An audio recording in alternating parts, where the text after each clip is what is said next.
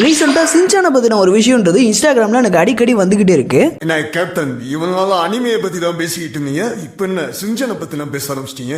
Editor, சின்சானும் anime தான்யா. Right, இவன் ஒரு முட்டா பையன், இவனை விட்டுருங்க. ரீசெண்டா எனக்கு சின்சானை பத்தி என்ன நியூஸ் கிடைச்சிக்கிட்டு இருக்குன்னா, நம்ம சின்சானோட புரோட்டகனிஸ்ட் சின்சான் இருக்கான் இல்லையா, அவனோட பேரு சின்சானே கிடையாதாங்க. என்னடா சொல்ற, நான் என்னோட சைல்ட்ஹுட்ல பார்த்த சின்சானோட பேரு சின்சானே கிடையாதா அப்படின்ற மாதிரி கேட்டீங்கன்னா, எஸ், சின்சானோட பேரு சின்சானே கிடையாது. ஆரம்பத்துல இதை கேட்கும் போது எனக்குமே கொஞ்சம் சந்தேகமா தான் இருந்துச்சு. இருந்தாலும் என்னடா அது அப்படின்னு கொஞ்சம் செக் பண்ணி பார்த்தா சின்சானோட ரியல் நேம் ஷின்னோசுகே நோஹாரா. அந்த ஷின்னோசுகேன்ற பேர் பெருசா இருக்கு இல்லையா, சோ அதை ஷார்ட் பண்ணி ஷின்னு கூப்பிடுவாங்க போல. நார்மலா ஜாப்பனீஸ் லாங்குவேஜ்ல ஒரு பேரை சொல்லி அதை முடிக்கும் போது குன் இல்லனா சான் அப்படின்ற மாதிரி தான் முடிப்பாங்க. எக்ஸாம்பிளுக்கு இதை பார்த்துட்டு வாங்க.